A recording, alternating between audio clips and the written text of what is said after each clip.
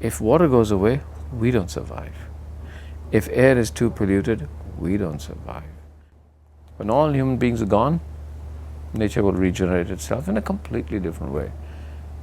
When the dinosaurs were gone, it generated itself in a completely different way. Time is on nature's side. Time is not on the human race's side.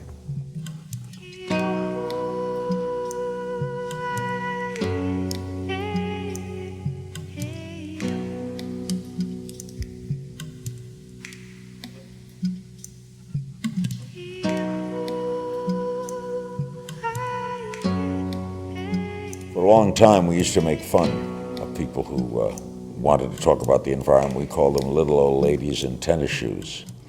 And they turned out to be right, those little old ladies in tennis shoes. When I got to Africa, I was there because I wanted to live with animals and write books about them.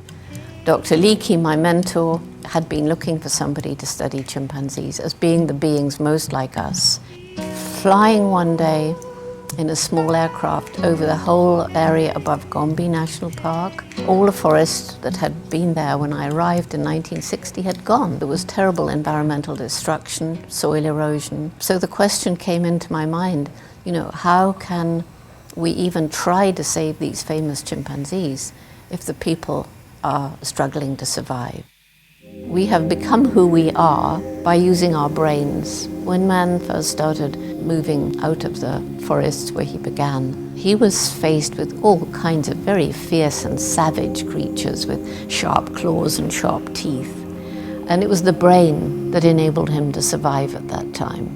Our brains seem to function really well when our backs are to the wall, and I think more and more people have realized, we really are in an environmentally ghastly and a socially terrible situation, and we better do something about it. As citizens of this planet, we all have a responsibility to look after the very thing that supports us, which is nature. And it's very easy for us to think that there's nature on one side and us on the other. Everything that we do in our everyday life tends to extract nature and look at it as a commodity and push it to the extreme. The problem of sustainable development is much bigger than the business cycle. It needs a whole new mindset and a whole new political approach. Also, it needs a global approach, which is just about the hardest thing that humanity faces because we're not very good at thinking at a global scale. When you have so much wealth in some places, people overconsume, of course, for their own well-being, and then consume more resources to stop themselves from overconsuming. There's a Native American proverb that we don't inherit the earth from our ancestors, we borrow it from our children. When you think about what sustainability means, it means not cutting, mining, and drilling everything for profit to sustain us now. We have to think like the Native Americans did. How are our decisions and actions today going to influence the seventh generation? I fell in love with the ocean when I was a little girl. My backyard was the Gulf of Mexico. I thought, the way most people at the time seemed to think, that the ocean was so big that there wasn't much that humans could do to change anything. Well, now we know not only can we change the ocean, but the ocean has been changed and the pace is picking up. That's what has caused me, as a scientist, to communicate that we're in trouble. The ocean is in trouble, so we're in trouble. And I've spent thousands of hours actually in the ocean, lived underwater on 9 different occasions, spending weeks living in the sea. Coral reefs, about half of them are gone, or they're in a state of decline. The environmental program of the United Nations, UNEP, released a report back in 2006, and it really sort of caught my imagination, this statistic that there was 6 bits of plastic to every bit of plankton in our ocean. But the reality is that it's mainly subsurface plastic. So the plastic sits within the life layer of our ocean. It sits below the surface of the ocean, which means that it's an even greater leap for the imagination to go from my consumption to the dustbin, to the ocean. And then if you can't see it, and you can't see this sort of manifestation of trash actually floating on the surface, for the most part, it feels very alien, abstract, and unconnected. And for a lot of people, I think they find the message hard to contemplate. I was diving in Greece. I suddenly noticed I came across more plastic bags than fish, and then investigated the problem itself and why it's so difficult to clean up.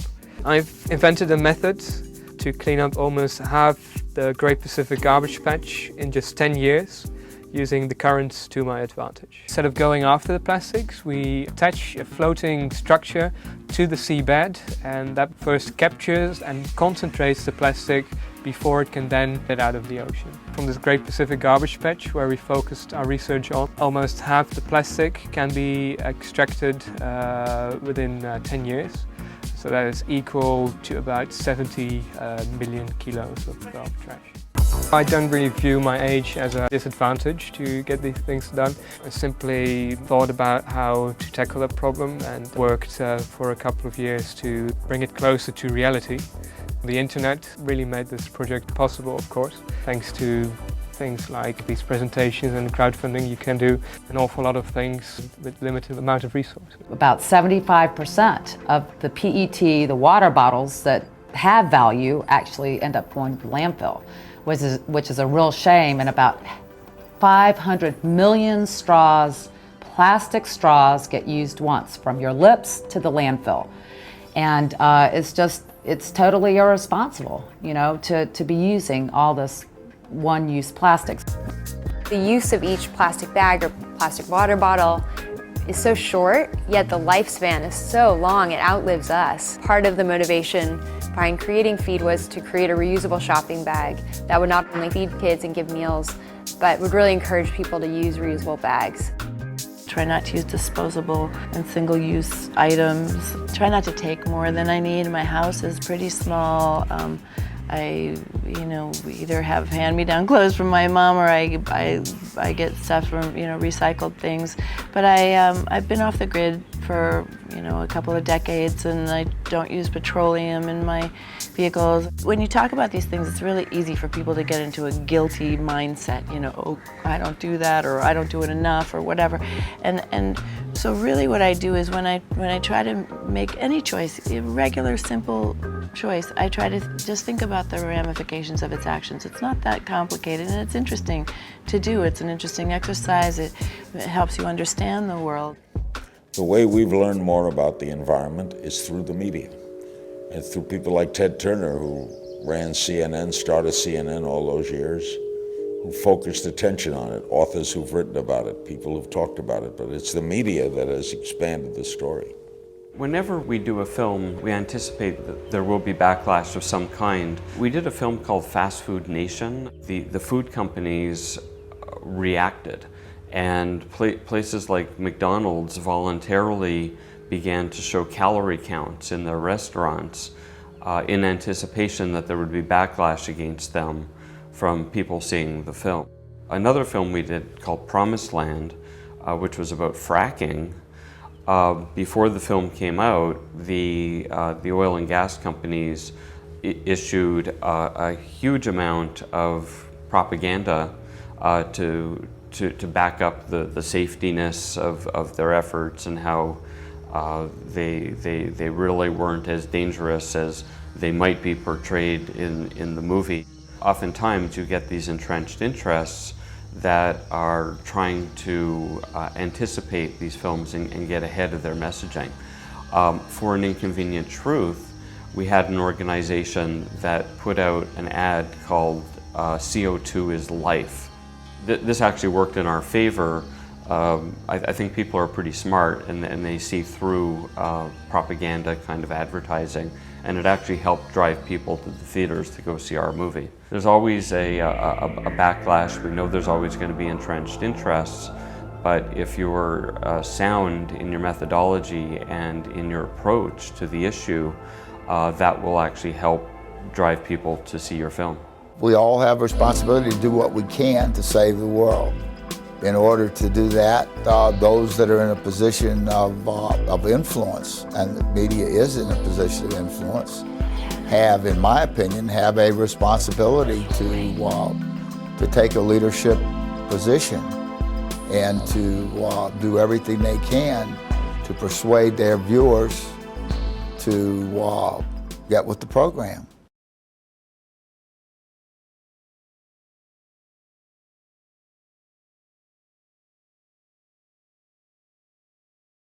think the main thing is giving people information and at the same time not kind of ramming it down their throats.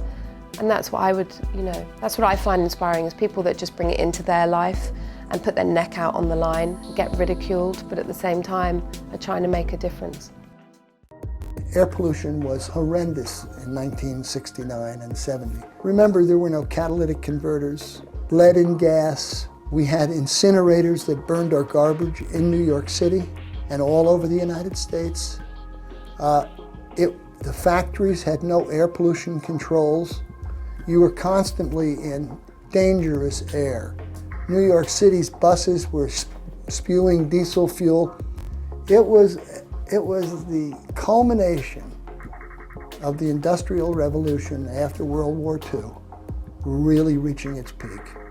And lots of people were concerned with it. Well, you asked about who I've interviewed that has impacted the world a lot in the environment. I guess number one would be Al Gore, who focused our attention to climate change and who was wise before his time in this area.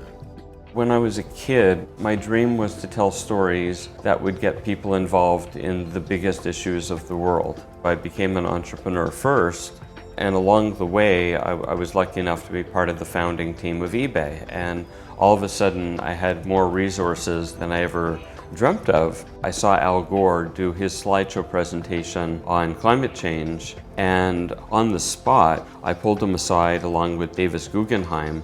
We said, Al, we need to do this as a movie and try to reach millions of people. And so on the spot, Al agreed to do this as a movie. I agreed to fund it, and Davis agreed to lead participant to go direct the film. A year later, An Inconvenient Truth had won the award for Best Documentary. It had become part of the vernacular. It really changed the opinion of people around the world about climate change. It's been so long since the movie came out, and it was just like this tidal wave that came of information and people. It's been my website and people reporting to me different problems that they're facing in and around their own community. They can find their neighbors. Do they have similar health problems? They obviously have a contamination in common. They obviously want some help. They're the ones on the ground that could take pictures of the two-headed trout or frogs or shrimp that I've actually seen, or the green water. Now we're seeing this explosion of health issues. I know we're all hearing it. I know we all see it. I'm looking at my map, what's going on. I'm talking about rare cancers and brain tumors. We've got to start finding ways to get people to report it so we can see it. That's the only thing that's going to change anything. There are people, communities, help, agencies, organizations, networks, more now than I'd ever seen when I began my work back in 1991, who are making changes. They're everywhere, and that is what always gives me hope. In the past, there weren't things that awarded young people for starting organizations or leading massive movements. But today, our global culture is recognizing that young people can be equal stakeholders in this movement with adults. When I was 12 years old, that's when I started picking up litter around my school campus. And then it was just me by myself. And Greening Forward was only a website, and my community beautification efforts were very independent. Then it grew into Greening Forward developing resources for other young people, offering grants for young people to do environmental service projects. And now we work with over 50 youth groups all across the country in 15 communities. And that's 2,000 young people making a difference. But instead of coal-powered power plants, young people see wind power and alternative energy. So many people are not aware that there's another way to go, and if they knew that there were other options available, then maybe they would choose them. It was after 9/11 that I really started becoming a much more vocal advocate than I had before, because I just saw that the United States was going to war for oil, and I wanted people to know that I'd been off petroleum for many years, and that we didn't need to be dependent upon oil. We had other options available. Just in the energy area alone, we need to completely redo our whole global energy program, not just in the United States, but all over the world. We need to move away from fossil fuels. They've served us well, for the past hundreds of years, but now there's too many people and we're using too much energy to generate it that way without terrible environmental consequences that threaten the very existence of life on Earth. I mean, we're in danger of making the planet basically uninhabitable if we keep going the way we are. And I just find that unacceptable. This is a nice little planet that we have here, and we need to take better care of it. I don't think that there's apathy amongst the general public. I just think that there's just a lack of access to valid information, and obviously a lot of big, wealthy corporations and political entities and things with a vested interest in keeping things moving along in the status quo. In the States, we have a law that was put into effect in 2010 called the Citizens United versus the FEC, which made corporations have the right of a person, and it made them also be allowed to give any amount of money to any political candidate that they want. So that effectively makes the public's voice mute. I mean, it just says, there's no way that the general public can compete with somebody who can give, millions, hundreds of millions of dollars, or use, tens and tens of millions of dollars for an advertising campaign to confuse you. In the Citizens United case, throughout a century of ironclad jurisprudence in this country that prohibited corporations from contributing directly to the political process. So they opened the floodgates of corporate money. The real question is what's going to happen to our democracy, because you're seeing right now something that has not happened since the 1880s, since the Gilded Age in our country, where you have large corporations who are basically dictating policies at every level of our government. We're establishing a system of kind of corporate feudalism, of corporate kleptocracy in this country, where regular Americans are losing their voice in the political process.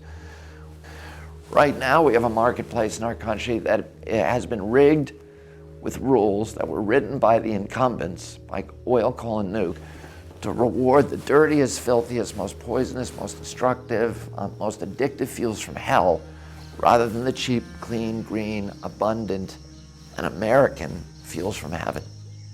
The greatest wind resource in the world, the Midwestern part of our country, is Saudi Arabia wind.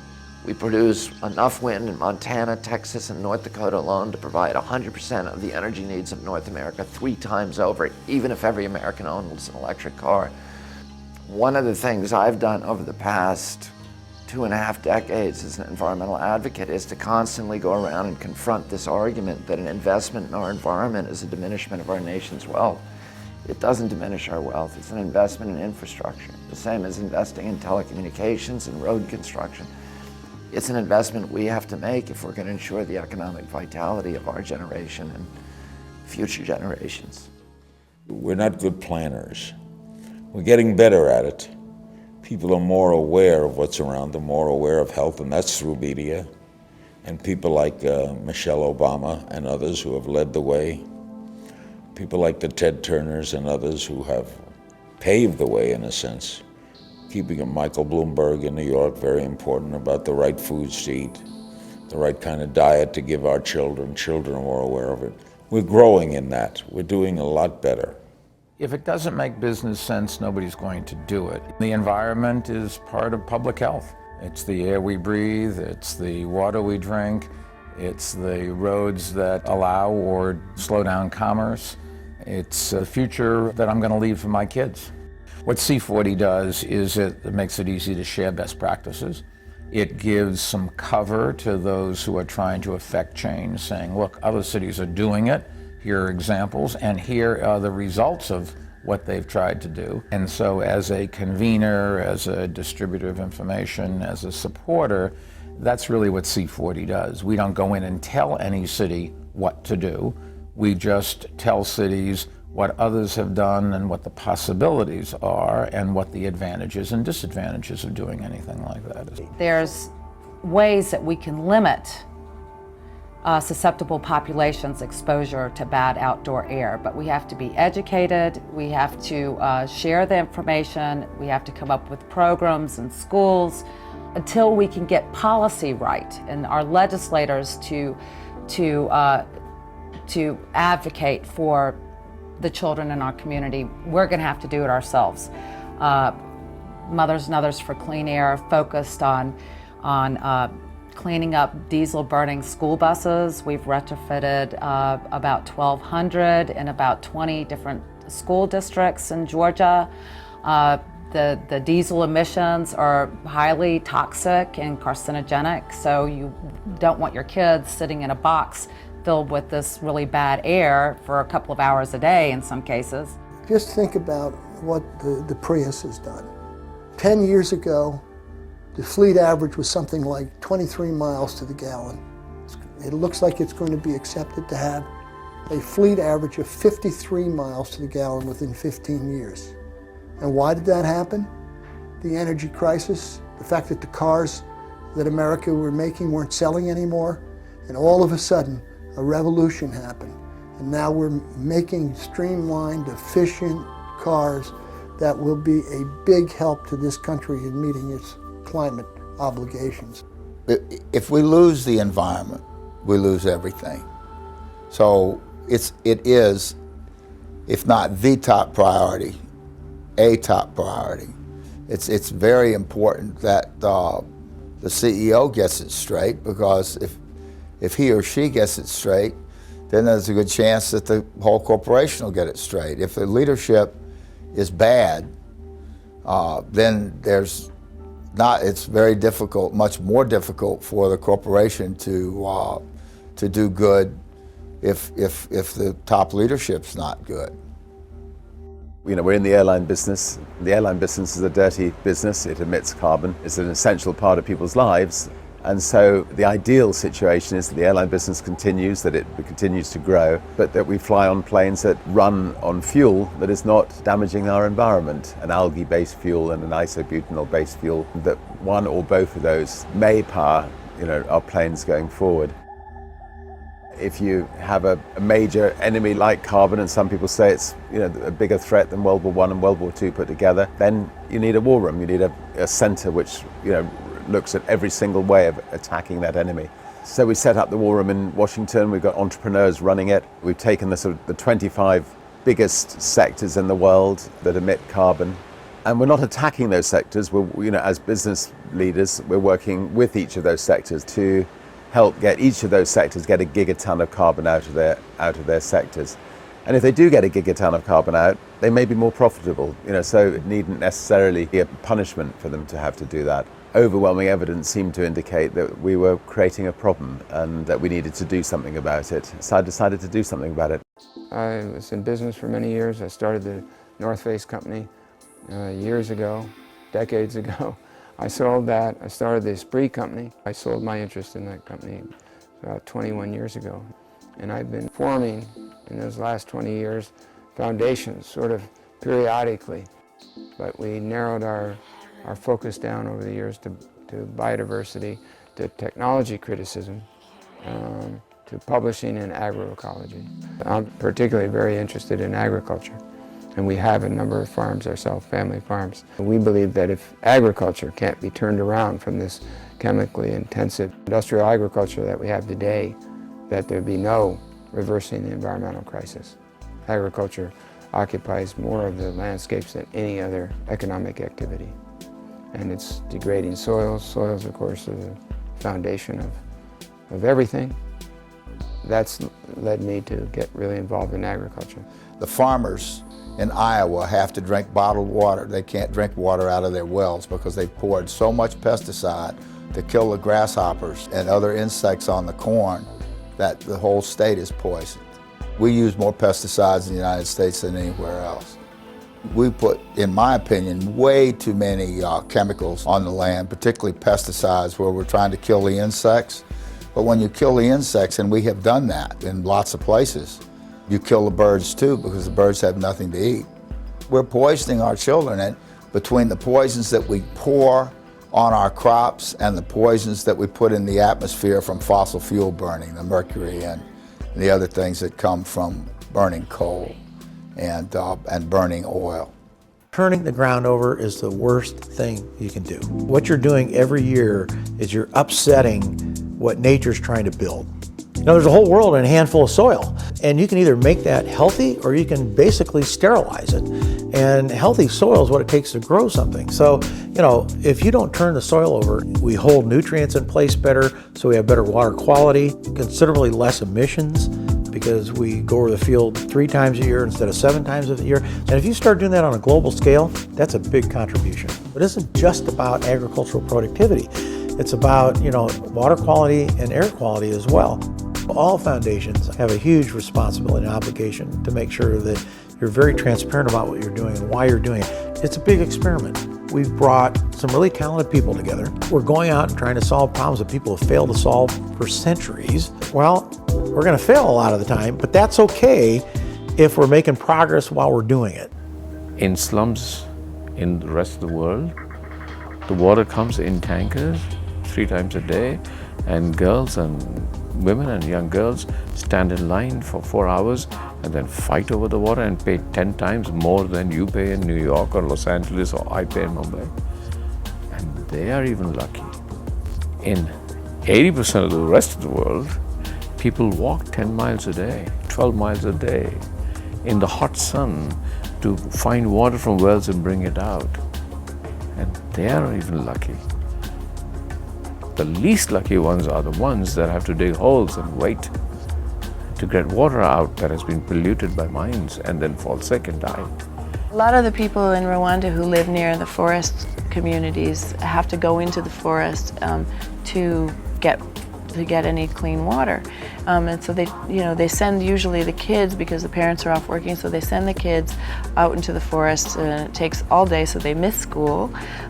It's dangerous for the kids, and a lot of times they'll get bitten by snakes or fall off of cliffs and things.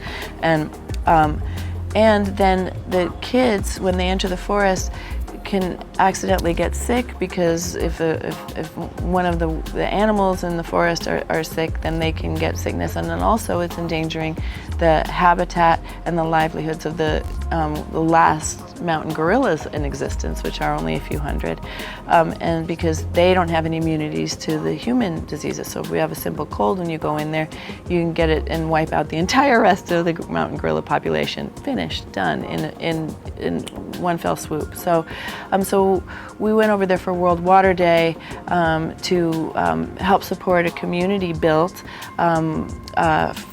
water catchment system. So it catches the water from the roof of the school, so that when kids need to go get water, they go get it from school. And they built these cisterns, and basically it was a program that helped build cisterns to help protect the gorillas and help protect the children as well, and bring water closer to their communities. So 80% of disease on the planet is directly related to unsafe water. I just remember the first time I saw the drinking water sources for the community. They were mucky, scummy ponds. I just couldn't believe it. You know, I was like laughing, like, you're not gonna tell me they actually drink from that. That's a pond, you know? They don't have 5 gallons of clean water, you know, all day to use for cooking, cleaning, washing, drinking. That's a toilet flush here. What's even more frustrating is that there are solutions. Often the groundwater is right beneath the village. We have drilled for wells and found massive aquifers, massive lakes of clean water underneath thousands and thousands of people. So, you know, conservation, sustainability, kind of a big part of our work, but really with the aim of constantly delivering this clean water to the communities, to the people in need. So in the last 4 years, we've funded almost 4,000 water projects in 17 countries through 25 local partners that'll help just shy of 2 million people get clean water. The parallel between being an environmentalist and an entrepreneur is oftentimes you're having to be creative, and you're having to break new ground on philosophies and trials, and there's no guaranteed outcome for your efforts, you know. And I think we've really seen that in the environmental movement. One of the ways that we've infused that creativity is looking at our basic canvas shoe. It was important for me to start using more environmentally sustainable materials, 70% hemp and 30% of recycled plastic bottles. Together, that creates something that looks and feels like a traditional canvas and is just as durable, but much more environmentally sustainable. And that's just one example of using creative thinking to kind of get the same end result, but with less impact. I'm very conscious in the way that I run my business. We try and power our shops on ecotricity, on wind power. We have all recycled bags, and it's just endless really. And I guess the most important thing we do at work is think about the materials that we use. We don't ever use any PVCs or obviously any leather or fur, anything that has a big impact environmentally. I think the main thing is giving people information and at the same time not kind of ramming it down their throats. And that's what that's what I find inspiring, is people that just bring it into their life and put their neck out on the line, get ridiculed, but at the same time are trying to make a difference. When you start to gain information about how many millions of animals are killed for leather and how much water is used, how many chemicals, the inefficient use of land, such a huge link with the environment. And that's when it started to really kind of resonate with me. People are becoming aware of the link between the meat industry and the environment. And if you can just give it up even one day a week, it has a huge impact. You could eat a hamburger in a big hamburger joint. It's a hamburger. You have no idea at that moment that it takes 45,000 liters of water to create 1 kilogram of beef. 1 kilo of beef. In the current production methods, it didn't always do that because beef was local. You killed because you were hungry and you ate. Now it's an industry. When you throw away a pair of jeans, you throw away 6,000 liters of water. Not your 6,000 liters of water, but 6,000 liters of water, most of which has come from Pakistan. Why? Because the cotton was grown in Pakistan, because it was dyed in Pakistan. And cotton is one of the world's most water-dirty plants. But you're forcing the Pakistani farmer to plant cotton rather than food for his children. So he's taking water out, exporting it to the rest of the world, while Pakistan, the earth is being parched and there's not enough food, so they have to import food, and the cycle goes on. Cotton is one of the most chemically intensive products that we grow. I work, I make money, I buy the product, and I don't care what happened to generate that product. I just want a shirt. We don't ask, where was the cotton grown? Is it organic? For 95% of human existence, we were nomadic hunter-gatherers. 10,000 years ago, we had the agricultural revolution. And for most of that time, we were farmers. But in the last 100 years, we've undergone a fundamental shift. In a city, your highest priority becomes your job. I need a job to make the money to buy the things I want. So as long as there are a few parks out there for me to go and play in, who needs nature? We elevate the economy above the very atmosphere that keeps us alive. And that happens because we've now fundamentally disconnected ourselves from the natural world. Humans have become more separate from the environment as more of us crowd into cities where the jobs are. When your only hit of nature is a park, you will protect that park, but you forget about all the rest of the other connections that are really important. People are not aware enough of their existence as part of an ecosystem here. We have to do something right now to build a sustainable future with our environment. In the absence of that, it's going to be gone. Sustainability means that you take from the environment no more than the environment can reproduce.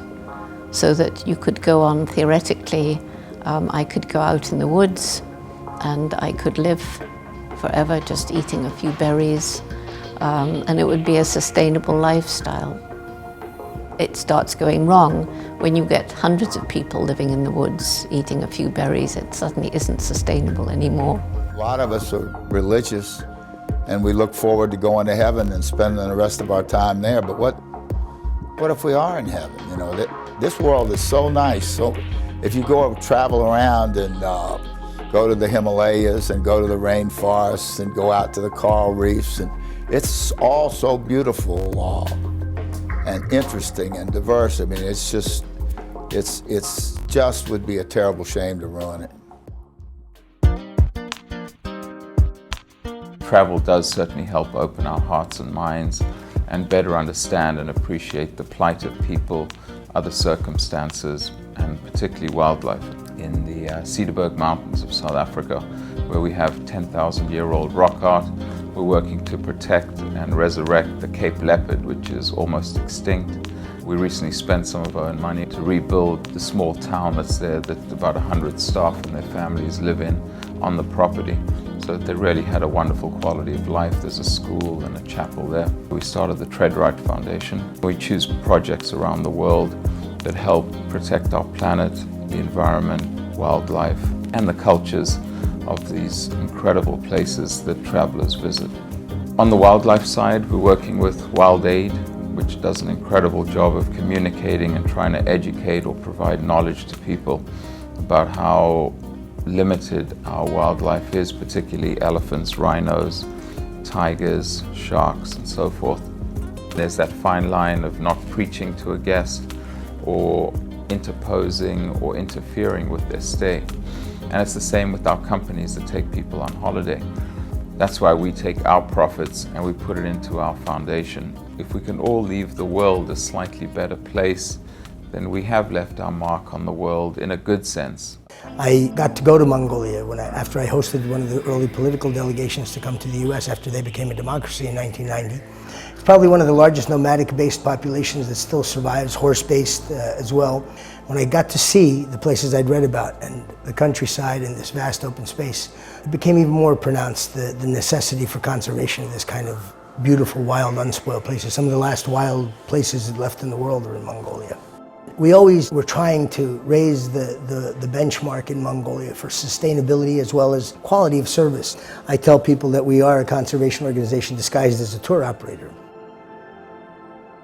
We rebuilt an old defunct well to share with the local herdsmen. We have festivals, we celebrate holy days there. Anytime you have a celebration where they compete in the traditional horse racing, archery, wrestling, things of that nature.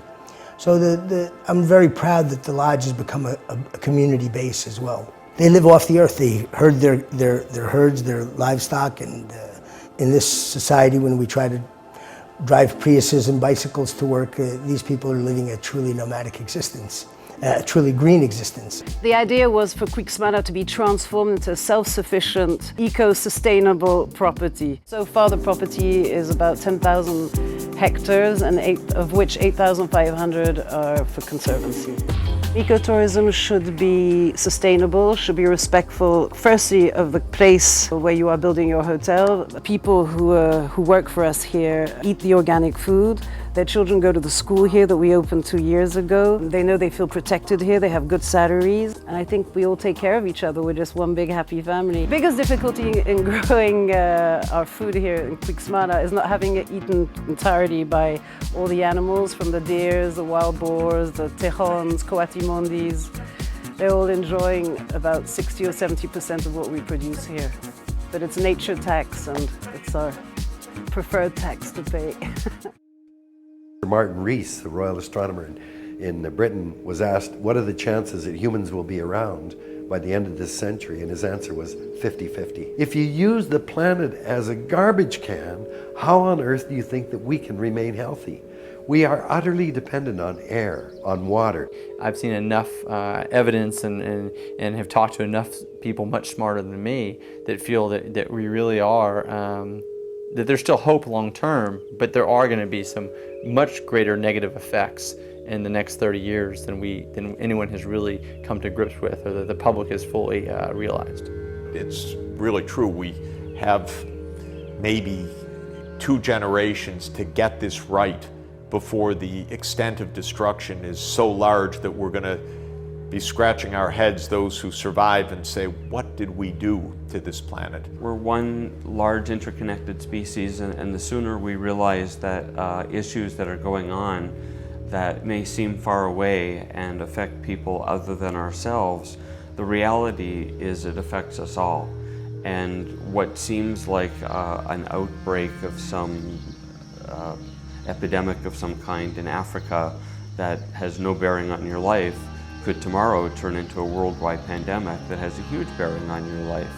Thirst will drive those that don't to try and fight those that have. We will see incredible wars and conflict in this world over resources. People don't talk about that. What will take Europe down is the North Africans in search of food. That's what's going to happen, unfortunately. So I would say we need to be active, and therefore we need to see ourselves and provoke ourselves to be the warriors of activity.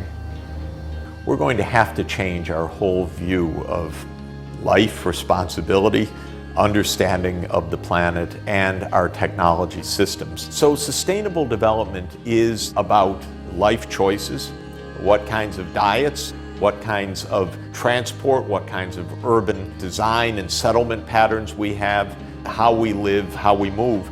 But it's also about the technology systems. How do we produce electricity? How do we till the soil? How do we protect biodiversity? So it's smarter ways of doing some of the things that we're doing now.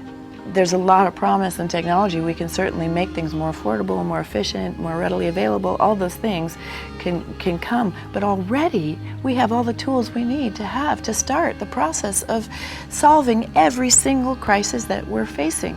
We already have them. We just need to start doing it. You really have to start people off where they are. And if they can't protect their most precious resource, which is their children, how are they going to get to climate change, which is, decades off? There are kids who get it, and they are doing the coolest things, and they're so inspired and so creative on every front, and that's great. We just need it to happen fast and now, and we need, of course, all us old people to get with the program a little quicker too, Seeing the interest between our children and between the young people growing and growing. And I think that sensibility on this issue in the young generation is much higher than the sensibility and the attention of all generations. If I talk to young people, I understand clearly that this is for them a real problem, and that they have perceived the importance of this problem. And therefore I'm very trustful in the future. Simply stop using plastic water bottles and plastic shopping bags. There are easy alternatives to that. Buy local, shop local, and reduce your consumption. Those are simple things you can do to be an environmentalist. If you bring it back to my air, my water, my job, or my kids, then it resonates. People say, oh, we better do something about this. I try to work with communities not to get them to focus on the failed agencies. What I want them to focus on is how to help themselves. They do have a voice, and it does count, and it does matter. Warrior was the name of my little team when we were kids. We were teenagers, we were warriors. We fought for better things. An eco-warrior fights for the best things. In any true movement, the individuals have to feel that their decisions on a daily basis have just as much impact as the guy in the media. And that's been the case with every great movement that's ever happened in history. You've got to have those people in order to make change. And it doesn't matter if it's about the environment or about racism or about politics. You've got to have those warriors. And an eco-warrior is the equivalent trying to save the planet. Be a modern day hero, and that just simply means doing what you can with what you have in the situation that you're in. And given what you know about environmental issues, do what you can to be an eco-warrior, and what you know about the potential of young people who change the world, do what you can to support young people as environmental leaders. There were no environmental laws in 1969, but it was a floodgate opening in 1970. So the NRDC, we intended to be a part of the writing of all these new laws, and Ford Foundation gave us 3 years of support, something like $400,000 a year, which was an enormous amount of money. Thank God we made progress on clean air and clean water and endangered species, and in terms of all of the other statutes that really protected wildlife, forests, public lands, grazing, coastal zone management. Without that, as this growth had taken place, we would be living in a hell. And China has that problem right now. India has that problem right now. Figure out how to be involved. And that's on local politics and regional, and you've got to get involved with the local environmental organizations. When I started Greening Forward, I didn't know anything. I had to learn how to write grants, how to engage the media and elected officials, and build out a staff of volunteers who were going to help support this national organization. Moreover, I wanted to create something that was sustainable and lasting, and that built a legacy that other people could find meaning and value in, and that people continue to draw interest in and want to support.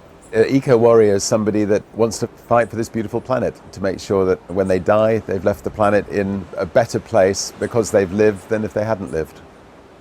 The term EcoWarrior is a little strong in some ways, but why not? Everybody can line up and move things in the right direction. Around Gombe, all the trees had gone, all of them. But by working with the people, helping them to improve their lives, they are now letting the forest grow back. And you can fly over it now. And this whole area that was bare, there are green trees 20, 30 feet high.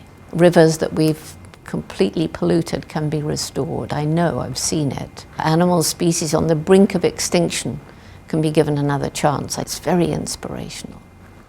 Remember, all these institutions that we have, they're run by people, and what we want to have is progressive leadership. If we do that, we'll win. And if we don't, we'll lose. It's just that simple, you know, it's in our hands. I like that.